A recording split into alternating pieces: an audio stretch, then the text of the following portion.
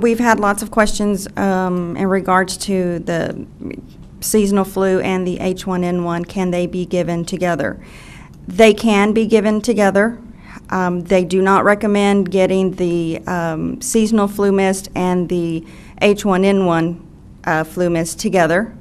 There has to be about a month, 28 days in between. But as far as the injectable seasonal flu and the H1N1, it can be given together. At the San Angelo Health Department, we are there to answer any questions. Our telephone number is 657-4214.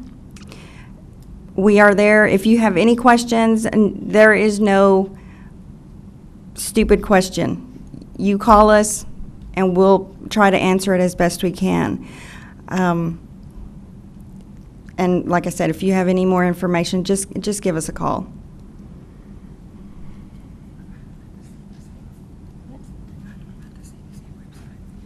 Yes, also, if you've got information, if you're looking for information, the CDC website is an excellent source of information, as well as texasflu.org.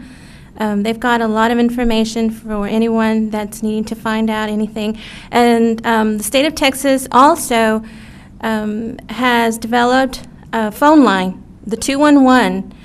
We encourage everyone, if they've got questions, to call the 211. They've got general questions as well as, answers for general questions, as well as if providers or clinicians have any kind of questions, they can also call, and they've got two separate lines. So we encourage anyone who is needing information to go to those websites.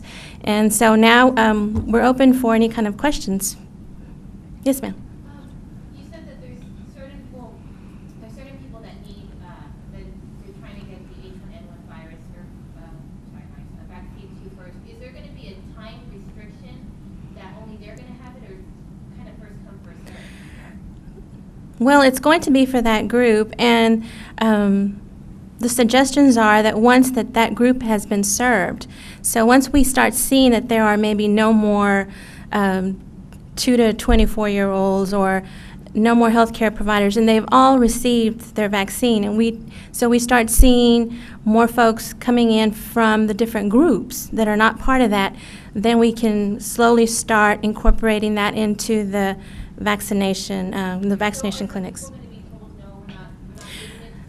At the beginning, yes, because we have to target to that priority group. So yes, at the beginning, and it has to do with the fact that the vaccine's coming in a very limited supply. And so we have got to make sure that that target group gets it first. Once we start getting and receiving larger shipments and more shipments and frequent shipments, then we can slowly start incorporating other groups into that. Is there any indication when the first injection vaccines will come in? You said the 15th is when they'll start shipping out. Right. No idea after that. It's just, we're just expecting a shipment. Do you have? Basically, what we've been told is that the flu mist, the nasal one, is coming out first. We've been told approximately the 15th. And to be perfectly honest with you, every other date or every other shipment after that is, you could probably guess as well as we could. They're going to probably ship out. Once they've met that need and they've received the next shipment, they probably will notify us and let us start knowing that they're going to ship those out. We will, as far as the San Angelo Health Department, we will let the Channel 17, our people there, know that information will start immediately running on the runner. We will also let the TV stations know so they can immediately start. So we're going to keep y'all as up to date as we're up to date, because we don't like everybody having to worry and guess. And that's what causes part of the problem, is when you don't have definite answers. And so as soon as we get information, we're going to make sure that you have that so that the general public will be allowed to have that information as quickly as possible. So that's really important. And you were talking about the groups. There's a list. Probably every one of y'all have seen the list as many times as I have as to who falls in order. The catch is, if you fall into those categories, if you are that pregnant woman, if you are that caregiver of children under 6 months, if you are those medical and healthcare providers, when you walk in the door, you're going to get vaccinated. if you fall into that criteria of 2 to 49 on that first vaccine. If not, then you'll have to wait until we get the other one in, and then we'll start vaccinating those. So it's going to be a little bit of a shift from time to time based on who's got what. We're all getting the actual flu mist to begin with. So that right there, as we said a while ago, cuts out quite a few people if you're over 49. Once you hit 50, you're kind of out of it. What's the size of the shipment that you're going to get first? Well, we were expecting a little larger shipment, and apparently they have diverted some of that. And so I believe, For how many people? well, the first shipment of flu mist is the first shipment. And they're talking about, what, 149,000? Yes.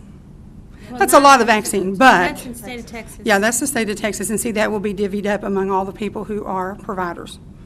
So you can see how some may not get quite as much, and then the next shipment around, they may get more. So those people that you know are going to be providers, you want to stay in touch with them. That was the flu or the H1N1? This is the H1N1 flu.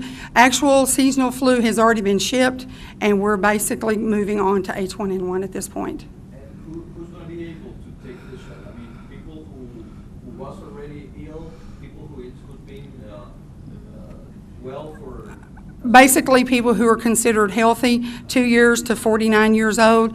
If you've got hypertension, if you've got diabetes, anything like that, that does not keep you from getting the vaccine. People who already have, people who already... If you've basically already been told you had the flu, at this point in time, they are saying that if you were told that it was not H1N1, then go ahead and get it.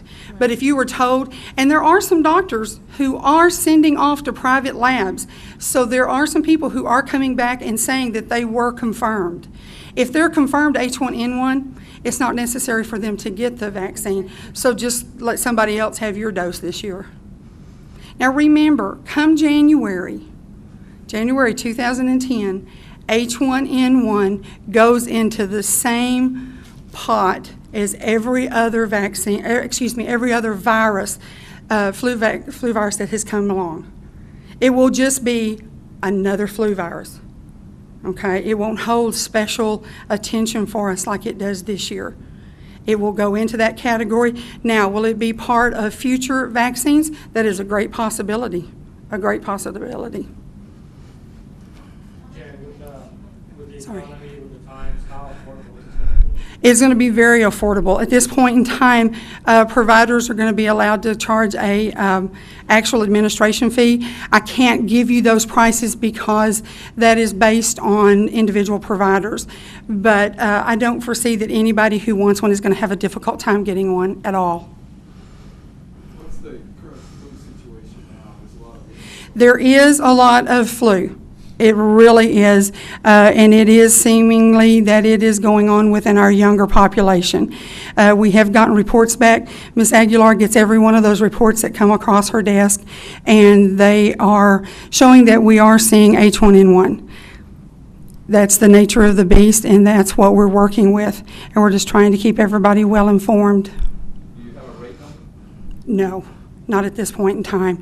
Those numbers are collected, those numbers are correlated, and basically, to be perfectly honest with you, to have actual numbers, it'll probably be after the first of the year before we have a clue as to how many this year actually were affected. It's the dealing of statistics and numbers. Do you have the number of cases of H1N1 in San Angelo? Oh, yes, ma'am. How many? It's everywhere. How many confirmed cases have there been? At this point in time, that's a little difficult for us to answer because some of the doctors were not actually sending us the reports. We were getting them from the lab. And when we get these, we have to back up and we have to follow up. So it's a little difficult for us to give you a number right at this moment, but we are seeing it, and it is here. Well, with the thought of there could still have been more confirmed cases, how many confirmed did you have in Humphrey County so far? This one, at this point in time, we can't